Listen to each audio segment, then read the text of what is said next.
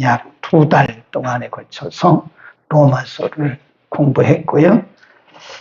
어제 7월 1일부터 우리가 디도서를 공부하는데, 이 디도서는 사도 바울이 로마의 감옥에서 기록한 성경입니다. 우리가 상식적으로 알아두라고 그랬잖아요. 사도 바울이 순교한 해가 주후 67년입니다. 그리고 베드로가 68년. 그러니까 문헌에 의하면 디도서는 순교 바로 1년 전인 66년경에 로마의 감옥에서 기록했다. 누구에게 기록했는가? 거기 보면 1장 4절로 갑니다. 1장 4절에 보면 같은 믿음을 따라 된 나의 참 아들 디도에게 그랬습니다. 디도. 이 디모데도 사도 바울의 믿음의 아들이었고 디도도 믿음의 아들이었습니다. 정확한 이들의 나이는 우리가 알 수가 없어요. 그런데 대충 보면 디모데도 그 당시에 하나님의 말씀을 전하고 목회할 때가 30살 전후였다 이렇게 보는 거고요. 디도 같은 경우는 주후 50년경에 복음을 영접했다 그래요. 그러니까 아마 66년경에 디도에게 복음을 전했고, 디도가 그 당시 어디서 목회를 하고 있었냐면 그레데라고 하는 섬에서 목회를 하고 있었어요. 거기 한번 보세요. 5절에 보면 내가 너를 그레데에 떨어뜨린 이유가 뭐냐. 그레데는 섬입니다. 우리가 지도를 보면요, 여기가 소아시아예요. 여기가 예루살렘, 소아시아. 중간에 보면 지중해가 있고, 지중해 중간에 보면 큰 섬이 이렇게 타원형으로 되어 있어요. 이게 그레데 섬입니다. 우리가 사도행전 27장에 보면 사도 바울이 예루살렘을 출발해서 로마로 가던 중에 잠깐 머물렀던 곳 기억하시죠? 근데 미항이라는 곳이죠. 미항, 라세아. 거기가 바로 그레데 섬입니다. 그레데 섬 한번 잠깐 우리 보고 상식적으로 알아둬야 되니까요. 사도행전 27장 7절로 갑니다. 사도 바울이 로마로 갈 때 잠깐 들렸던 곳, 사도행전 27장 7절 8절. 7절 더디가 여러 날에 간신히 니도 맞은편에서 이르러 틈새가 더 허락지 아니하므로 살몬의 앞을 지나 어디 해안이라고 그래요? 그레데 여기입니다. 그레데 해안을 의지하고 행선하여 8절 간신히 그 연안을 지나 미항이라는 곳에 이르러 라세아 성에서 가깝더라. 바로 여기입니다. 그러니까 지금 사도 바울이 이 로마로 가던 중에 들렸던 유명한 곳이기도 해요. 일설에는 물론 전설이죠. 전설이기는 하지만 그레데가 누구의 출생지냐? 우리가 보통 보면 그 옛날 그 신화에 보면 제우스, 사실은 아닙니다. 신화예요, 신화. 제우스 신화 얘기 들어보면 제우스. 이 제우스란 말은 데우스입니다. 데우스란 말은 하나님 그런 뜻이에요. 근데 그 당시 사람들이 하나님처럼 섬기던 신이 그 제우스 신입니다. 제우스 신이 어디서 출생했냐? 바로 그레데에서 출생했다 이거예요. 그러니까 그 당시 사람들은 대부분의 사람들이 신화를 믿고 있었는데, 이 신화에 의하면 바로 제우스 신이 출생한 곳이 그레데다. 이게 보는 거예요. 그레데가요 미신의 도시예요. 그래서 아주 지중해 한가운데 있는 섬이고, 예루살렘이나 소아시아나 또 유럽에서 사람들이 왕래하는 항구도시. 그러니까 여기에 미신이 얼마나 많았겠어요. 그곳에 교회가 있었어요. 그게 그레데 교회입니다. 지명을 따라 지은. 거기서 누가 목회하고 있었냐면 나이 어린 디도가 목회를 하고 있었어요. 그래서 사도 바울이 말하기를 왜 너를 그레데에 떨어뜨렸냐? 5절 보세요. 내가 너를 그레데에 떨어뜨린 이유는 부족한 일을 바로잡고, 부족한 그 말은 잘못된, 복음을 떠난 것을 바로잡고 나의 명한 대로 각 성에 장로들을 세우려 합니다. 그러니까 그레데가 꽤 커요. 굉장히 큰 섬입니다. 각 도시의 여러 마을의 장로, 곧 지도자들을 세우기 위해서 그런 것이다. 그때 당시는 지도자가 많이 없었어요. 목회자가 없었습니다. 그래서 디도가 거기에 파송받고 그 나머지 지역은 장로들을 세워서 그들로 하여금 교회를 목회하게 했다. 그러면 그 지도자들을 누구를 세울 것이냐? 6절, 7절, 8절에 보면 아무나 세우지 말고 디모데전서 3장하고 똑같아요. 책망할 것이 없는 자, 한 아내의 남편이고 방탕하다 하는 비방이나 불순종하는 일이 없는 믿는 자녀를 둔 자라 할지라. 이 지도자는 자녀를 잘 양육한 사람이어야 된다. 그런 얘기를 쭉 하고 밑으로 쭉 갑니다. 그러다가 사도 바울이 얘기하는 거예요. 지금 사도 바울이 디도에게 내가 너를 이 그레데 섬에 떨어뜨려서 목회를 하게 한 것은 첫째는 지도자들을 세워서 각성에 있는 교회들을 잘 돌보게 하기 위한 것이고, 두 번째는 10절입니다. 10절에 보면 복종치 아니하고 헛된 말을 하여 속이는 자, 이게 누구냐면 그 당시 유대주의자들, 유대교인들, 유대교 지도자들, 복종치 아니하고 헛된 말을 하여 속이는 자가 많다는 말이에요. 특별히 할례당이다. 그리고 11절에 보면 저희의 입을 막을 것이라 그랬습니다. 입을 막어라. 그 말은요, 조용히 시켜라. 그러니까 지금 이 그레데라고 하는 지역이 그렇지 않아도 미신의 도시인데 그 교회 안에 할례당이라든지 율법주의자들이 들어와가지고 교회를 아주 혼란시킨 거예요. 네. 신앙적으로 아주 혼란케 했어요. 그 밑에 보면 11절쯤 끝에쯤 보면요, 더러운, 이 사람들은 더러운 일을 취하려고 마땅치 아니한 것을 가르쳐 집들을 온통 엎드러 친다. 마땅치 아니한 것이 뭐예요? 비성경적인 거, 윤리적인 거, 율법적인 거, 네, 유대교적인 거, 이런 복음이 아닌 다른 복음을 가르쳐서 성도들을 혼란케 하는 거예요. 그러니까 그것을 이 사도 바울이 뭐라고 표현했냐면 온통 집들을 엎드러뜨린다. 그 말은 혼돈케 한다는 거예요. 성도들이 그러지 않아도 미신의 도시에 살면서 정확한 복음을 배우지를 못했는데 이런 사람들이 교회에 있어서 성도들의 믿음을 혼란케 한다는 거예요. 복음의 본질로부터 떠나게 한다는 거예요. 그래서 사도 바울이 말하기를 저희의 입을 막아라. 입을 막아라. 그 말은 조용히 시켜라. 잠잠케 하라. 그 말은 우리가 조용히 하라고 한다. 그 사람이 조용히 합니까? 말씀으로 그들을 잘 양육해라. 그 얘기입니다. 하나님의 말씀으로 그들을 잘 양육해라. 왜요? 그러니까 이 그레데 교회는 그 당시 참 혼돈에 빠졌던 것 같아요. 도시 자체가 미신의 도시인데다가 할례당, 이 할례당은 아주 철저한 율법주의자들이에요. 할례를 받아야 구원을 받는다. 예수를 믿어도 할례 안 받으면 구원 못 받는다. 이게 할례당이거든요. 얼마나 이 그레데라고 하는 지역이 이방 지역이거든요. 이방인들이 할례 받아요? 할례 못 받았잖아요. 그러니까 그레데 교인들 상당수가 기가 죽어 있는 거예요. 누구 때문에? 할례당 때문에. 이 사람들은 원래 유대인으로 태어나서 어려서부터 할례를 받았으니까 할례를 받은 그것을 자랑하는 거예요. 이방인들을 기죽이는 거죠. 그러니까 이 그레데 교회 성도들이 아주 기가 팍 죽어가지고 혼돈에 빠져 있는. 그러니까 디도에게 말하기를 이런 사람들을 잘 가르쳐서 복음으로 가르쳐서 조용히 시켜라. 조용히 시켜라. 그 다음에 두 번째가 뭐냐?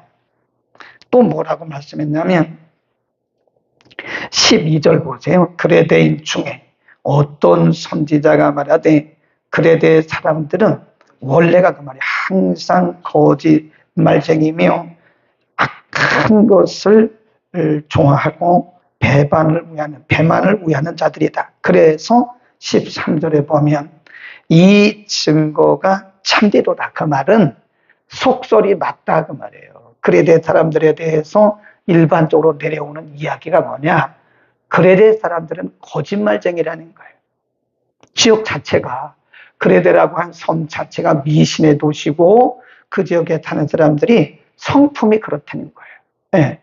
그런데다가 할례당들이 들어와 가지고 잘못된 복음을 가르치니까 이 사람들이 혼돈했다 그 말이에요.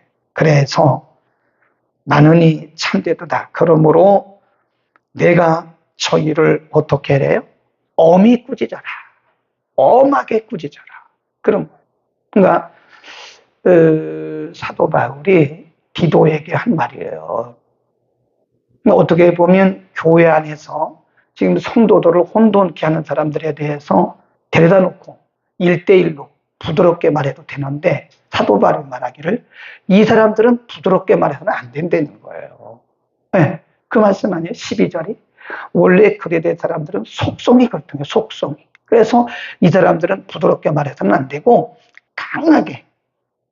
강하게 이 사람들을 꾸짖어서 이 사람들의 입을 막으라. 그런 얘기입니다.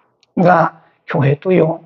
때로는 이게 투 트랙을 써야 돼요. 투 트랙. 때로는 겸손하게, 조용하게, 친절하게 이렇게 말할 때가 있어야 돼요.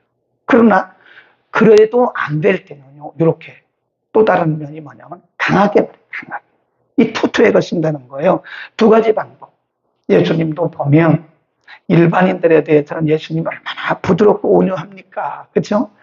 예수님이 반말도 안 했어요. 우리말 성경에 그렇게 번역을 해서 그렇지 어떤 분이 원문을 가지고 번역한 걸 보니까 예수님이 반말도 안 했대요. 반말도. 굉장히 예의를 지켰대잖아요. 그러니까 예를 들어서 요한복음에 보면 현장에서 간음하다가 잡혀온 여인이 왔어요. 그때 유대인들은 돌로 치려고 이러고 있었거든요. 근데 예수님께서 여인이요. 우리말 성경에는 여자요. 가서 다시는 죄를 범치 말라. 이렇게 됐잖아요. 근데 어떤 분이 번역을 다시 했더라고요. 원문을 따라서. 근데 거기 여자요. 이렇게 말하지 않았다는 거예요. 여인이요. 여자라고만 하는 것과 여인이라고 하는 것은 전혀 질적으로 다릅니다. 여자 한 것과 여인 달라요. 현장에서 가늠하다 잡혀온 여인에게도 여인이요. 네. 죄인이잖아요. 근데도 그 죄인에게 예의를 갖춘 거예요. 여인이요. 돌아가시오. 돌아가셔서 다시는 범죄하지 마시오. 이렇게 말했다는 거예요. 예수님도. 예수님의 연세가 그때 30에서 33살이거든요. 청년이잖아요. 청년이 12년을 혈루병으로 앓던 여인에게 여자여 내 믿음이 너를 구원했다. 이렇게 반말했겠어요? 아니죠. 예수님이 예의를 갖췄다는 거예요. 그러나 우리가 마태복음 23장에 보면 바리새인들 서기관들에게 뭐라고 그래요? 그때는 예수님이 강력하게 33살의 청년 예수가 뭐라고 그랬냐면 이 외식하는 자들아 그랬어요. 네, 외식하는 자들아 너희는 천국문을 막는구나 라고 아주 엄하게 책망하셨어요. 그러니까 지금 사도 바울이 디도에게 말하면서 이런 사람들에게 할례당에 속한 사람들, 교회를 어지럽히는 거짓 선지자들 이런 사람들에 대해서는 엄히 꾸짖어라. 엄하게. 이해하시겠죠? 사도 바울이 왜 이런 표현을 썼나 이거예요. 그러니까 오늘날도 교회는 이 투 트랙을 가야 돼요. 두 가지 다 필요합니다. 때로는 예의를 갖추고 겸손하게, 온유하게, 친절하게 그렇게 하지만 때로는 강한 방법을 써야 된다는 거예요. 엄한 방법을 가지고 다스리지 않으면 이런 사람들은 안 들어요. 그러니까 안 듣는 사람들에 대해서는 아주 엄한 방법을 쓰라. 성경이 말씀하고 있는 거다. 그 다음에 이유가 뭐냐? 그렇게 엄하게 다스리라고 말한 이유는 14절. 유대인의 허탄한 이야기와 진리를 회방하는 사람들의 명령을 좇지 않게 하려 함이라. 교회를 그리고 믿음이 연약한 성도들을 보호하기 위한 것이다. 15절 우리 함께 읽습니다. 시작. 깨끗한 자들에게는 모든 것이 깨끗하나 또 믿지 아니하는 자들에게는 아무것도 깨끗한 것이 없고 오직 선의 마음과 양심이 더러웠다. 그러잖아요. 이게 누구를 두고 한 말씀이냐면 율법주의자들. 율법주의자들은요 아주 구약적이에요. 네. 그래서 레위기에 있는 말씀들이에요. 돼지고기 먹지 마라, 재물 먹지 마라, 이런 거 아니에요. 이 고린도 지역하고 비슷한 지역이에요. 여기가 이 고린도 전서에도 보면 우상재물 먹는 문제, 재물, 그 제자 드렸던 재물 그 먹는 문제, 이런 문제를 다루면서 사도 바울이 뭐라 그랬냐면 양심의 자유를 따라라. 예수를 믿고 예수 그리스도를 영접한 자들에게는 자기 양심을 따라서 하면 되는 거다 그랬어요. 그리고 그때 한 말이 똑같은 말을 했어요. 더러운 자들에게는 모든 것이 더럽다. 네, 그런 말. 깨끗한 자에게는 모든 것이 깨끗하다. 그런 말씀을 했어요. 그러니까 음식 자체가 더러운 게 아니라는 거예요. 음식 자체가. 고린도 교회도 이 문제 때문에 심각했잖아요. 그레데도 마찬가지예요. 율법주의자들이 또 어디 가나 똑같은 거예요. 그러니까 음식 먹는 거로 형제들을 이렇게 상하게 하지 말아야 해요. 양심이 깨끗하고 양심의 자유가 있는 사람은 믿음으로 먹으라 해요. 그러나 양심이 더럽혀지고 양심이 약한 사람들은 자기 양심 따라서 안 먹으면 된다. 그러니까 깨끗한 사람에게는 모든 것이 깨끗하고 더러운 사람에게는 모든 것이 더럽다. 이 참 맞는 말씀이라고 생각을 합니다. 네. 우리가 선한 양심을 가지고 깨끗한 양심을 가지고 보면 다 그렇게 보이는 거예요. 그런데 우리 자신이 어떤 딱 막을 치잖아요. 율법적인 막. 응? 이런 막을 딱 치고 보면 모든 것이 다 그렇게 보는 거예요. 복음의 안경을 끼고 보면 모든 것이 다 복음적인 겁니다. 근데 우리는 복음의 안경을 껴야 돼요. 율법의 안경을 끼면요, 사람들을 막 정죄합니다. 이것은 이게 틀렸고 이건 이거 틀렸고, 그게 율법의 안경이에요. 그러나 복음의 안경을 낀 사람들은 예수님의 마음이 있기 때문에 정죄하는 일을 하지 않습니다. 그게 중요한 문제입니다. 이 15절 말씀 잘 보셔야 돼요. 더러운 자에게는 모든 것이 더럽다. 깨끗한 자에게는 모든 것이 깨끗하다. 이 복음의 안경을 끼자 이거예요. 복음의 안경을 끼면 복음 안에서 사람들을 이해하게 되는 거예요. 예, 이 관점이라는 게 매우 중요합니다.